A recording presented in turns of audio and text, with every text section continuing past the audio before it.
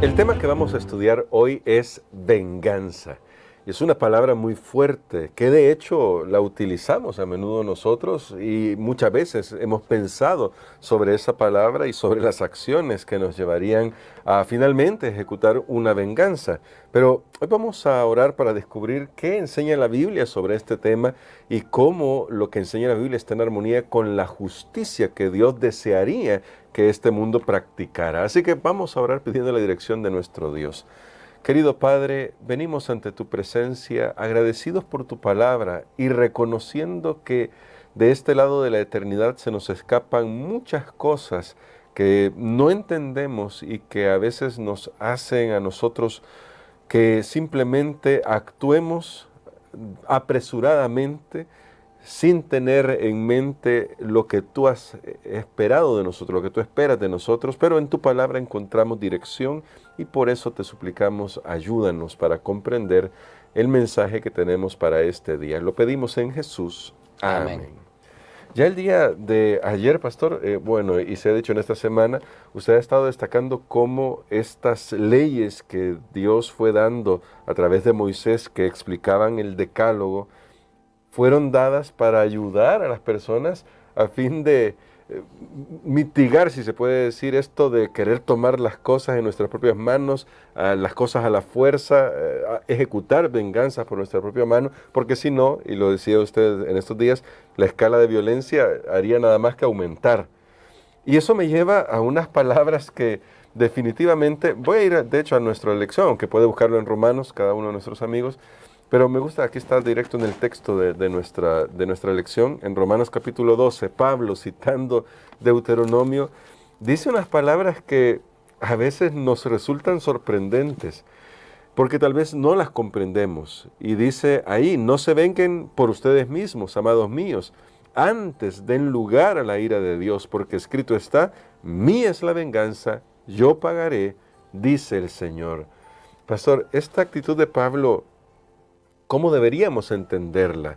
Porque a veces, si lo leemos simplemente así, podríamos decir, pero esto es pasividad, entonces no voy a hacer nada cuando las cosas están yendo mal en la vida. Bueno, yo creo que sería una conclusión errada pensar de esa manera, porque es interesante, el apóstol Pablo da un consejo completo y noten cómo termina ese consejo. Ha dicho, no os venguéis por vosotros mismos, pero no está hablando de una pasividad, porque no es ese el consejo correcto. Veamos lo que dice los versículos 20 y 21 de Romanos capítulo 12. Muy bien, dice así, así que si tu enemigo tuviere hambre, dale de comer, si tuviere sed, dale de beber, pues haciendo esto, ascuas de fuego amontonará sobre su cabeza. No seas vencido de lo malo, sino vence con el bien el mal. Muy bien, aquí nosotros vemos entonces una respuesta activa. Sí. Dice, no solo no reacciones a lo malo, sino que ahora la parte activa dice, vence el mal con el bien. Ahora tú tienes que hacer un bien. Noten que eso es lo importante, es no devolver mal por mal, porque nunca se va a salir de ese ciclo. Nosotros hemos visto, por ejemplo, en las noticias, cómo hay naciones que están peleando desde hace siglos, y están peleando porque siempre está ese mismo círculo vicioso. Bueno, tú me hiciste daño, entonces yo te hago daño, entonces los otros responden a este nuevo daño, y así va hasta que esto no encuentra nunca su límite. Pero la palabra de Dios nos habla específicamente de una parte activa, y noten, el versículo 20 decía algunos consejos que nosotros podíamos hacer: dar de comer a quien tiene hambre, y si es tu enemigo, eso iba a provocar probablemente que la persona pudiera cambiar de parecer, porque la otra persona está esperando también una retribución, pero ahora que recibe algo que es bueno, entonces la misma persona puede ser ganada. El apóstol Pablo, en toda esta sección, él está hablando acerca de la importancia incluso de la oración. Cuando nosotros estamos pasando por un momento de dificultad con alguna persona que nos ha hecho algo. Y algunos consejos que el apóstol Pablo da aquí, algunos métodos activos, por ejemplo, nunca dejar de orar. Eso es clave. Nunca dejemos de orar. Invocar la bendición de Dios en favor de los malhechores, en su presencia. Y esto es una de las cosas, es una de las claves, hermano Gerson, que realmente funciona. Cuando uno pone a la persona en oración y menciona a Dios específicamente el nombre de esa persona. Es más, usted le pide a Dios que bendiga a esa persona, que Dios lo trate no como lo trató a usted, sino que lo trate bien. Eso libera realmente el corazón cuando está pasando una crisis de relaciones. Otra cosa que el apóstol Pablo dice, tomar la iniciativa en buscar la paz, porque a veces nosotros pensamos, que venga y me pida perdón, claro. Que me repare el daño, pero aunque podemos ser los afectados, nosotros podemos buscar la paz y la reconciliación. Es otro concepto que Jesús mencionaba también en su sermón. Él decía, si tu enemigo o una persona tiene algo contra ti, deja tu ofrenda y ve tú. Noten, es la persona que tenía algo, pero usted va. ¿Por qué? Porque Jesús asocia esto, incluso el perdón, a nuestra relación con Dios. No podemos tener una relación adecuada con Dios si nosotros no hemos perdonado a las demás personas. Evitar cualquier represalia es otro consejo que da el apóstol Pablo, y por supuesto aquí el que leímos, ayudar a la persona cuando esté pasando alguna necesidad. Si es posible, dice el apóstol Pablo, ayudemos a esa persona. De esa manera vamos a lograr ser perfectos como nuestro Padre Celestial es perfecto. Un tema que ya destacaba el día de ayer nuestro pastor. Y ahora, hablando de esto, de este tema de dejen lugar a la ira de Dios, porque mía es la venganza, dice el Señor. Lo que está citando Pablo en este momento me lleva a pensar, incluso en las enseñanzas de Jesús, y luego en otras partes también el apóstol Pablo dice de que finalmente, cuando Jesús venga por segunda vez, pagará a cada uno según sus obras. Es decir, al final siempre podemos confiar que Dios realmente va a establecer su justicia. Pero ¿cómo podemos vivir con esa certeza, a pesar de las dificultades que ya vimos, y viviendo a la altura de lo que se nos pide, que como ya se ha dicho, es un desafío sin duda alguna, pero cómo podemos vivir esa certeza de que Dios al final va a dar el pago que corresponde? Bueno, realmente el cuadro general, el cuadro más grande, nos habla de la victoria final de Dios.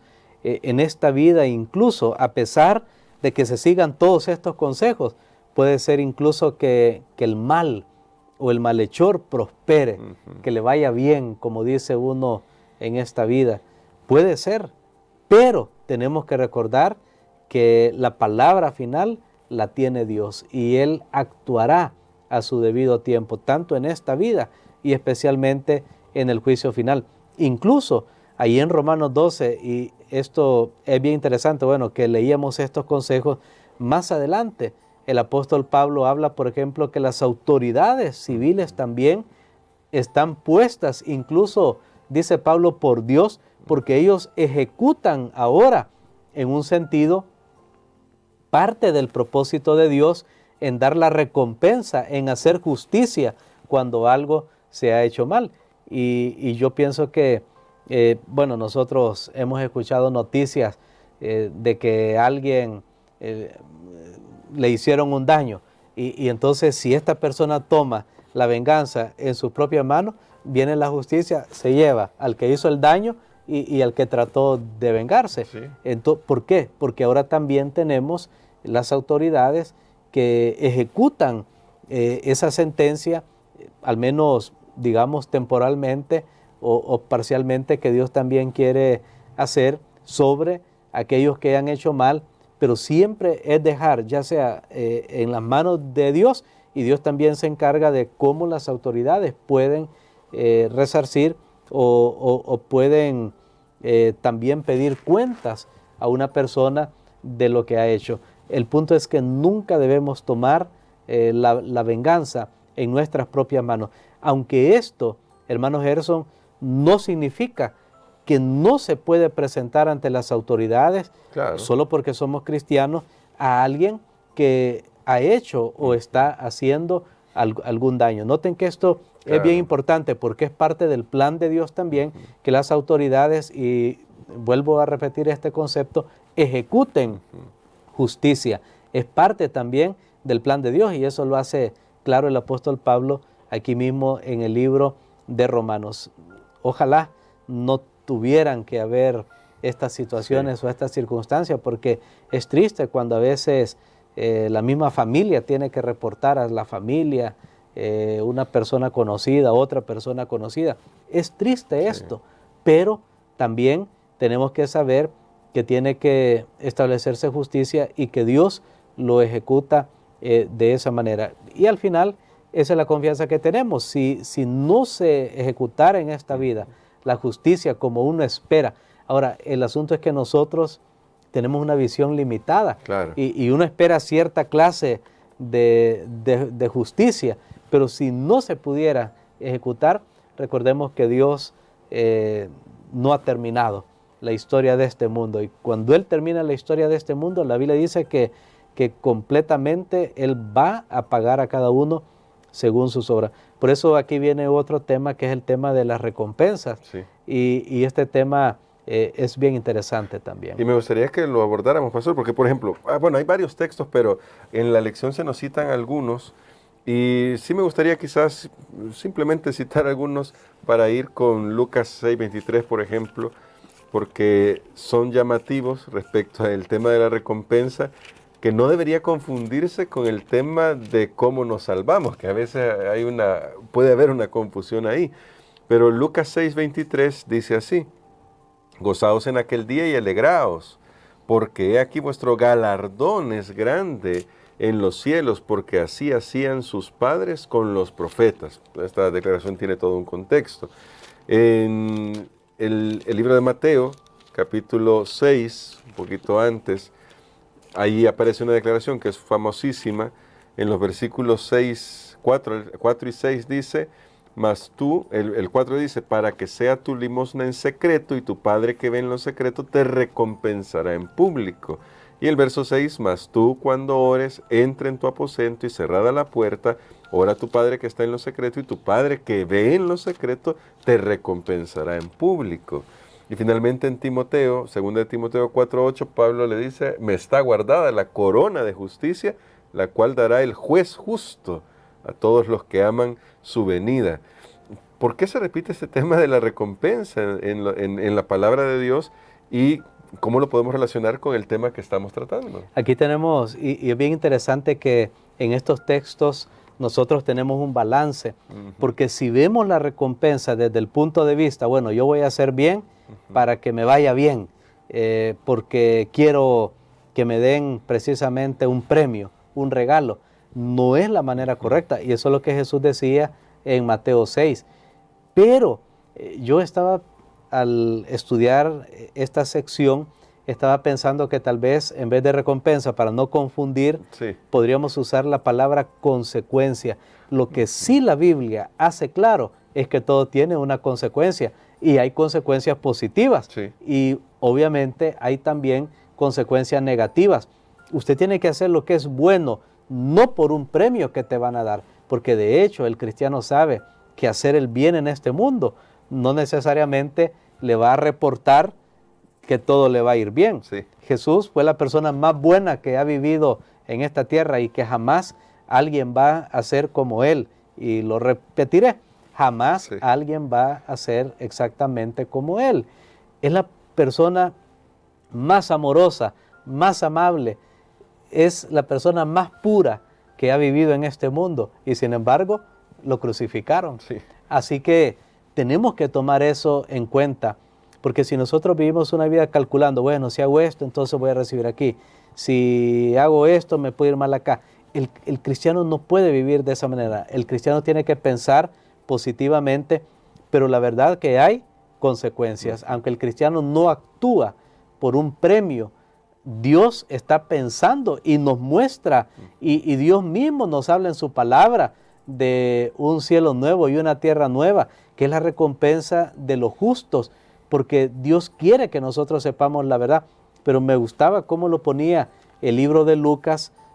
Noten el versículo que leímos, Lucas, el capítulo 6. número 6 y el versículo 23, porque ahí habla tanto de lo que el cristiano ve en el futuro, pero que por la fe ya lo posee.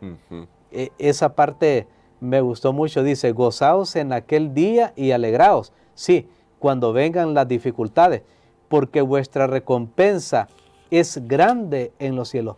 Noten que no dice será grande en los cielos, pensando en el futuro. Entonces, la Biblia dice, la recompensa por la fe, nosotros la recibimos hoy, pero la vamos a poseer literalmente o físicamente en el futuro. Pero es nuestra ya, ahora. Esa es la recompensa que Dios nos da. Y en lo que mencionaba el apóstol Pablo a Timoteo, ya cuando él estaba al final de su carrera, no porque él hubiera querido, sino porque lastimosamente lo ejecutaron, pero él le dice a Timoteo, miren, no importa, es como con decirle, Timoteo, no importa lo que haya decidido el emperador, no importa lo que este mundo diga o cómo me cataloguen, por eso van a quitar mi vida. Lo importante es lo que diga ya el juez arriba. Y creo que ese debe ser el concepto para nosotros los cristianos. Amén. Creo, pastor, que esa es la parte que todavía estamos luchando nosotros, vivir de lo que Dios piensa de nosotros y no de lo que la gente piensa de nosotros. Y me gustaría que orara por nosotros por eso, para que hoy podamos comprender que sí, a veces en nuestro corazón llega ese deseo de querer ejecutar nuestras venganzas, pero podemos confiar en Dios y si hacemos lo que Dios nos pide, Dios ya se encargó de ese asunto. Amén. Padre, te damos gracias, Señor, porque sabemos que no estamos solos, pero sabemos aún más que eso, que tú moras en nosotros y que debemos actuar como tú lo harías en nuestro lugar. Para nosotros no es fácil, Señor, porque naturalmente, impulsivamente, tenemos deseos de equiparar el daño que otros nos han hecho haciendo lo mismo. Mas te pedimos, Señor, que nos des el fruto del Espíritu y que nos des la paz de Cristo que sobrepasa todo entendimiento cuando estamos en momentos de dificultad. Lo pedimos en el nombre de Jesús. Amén.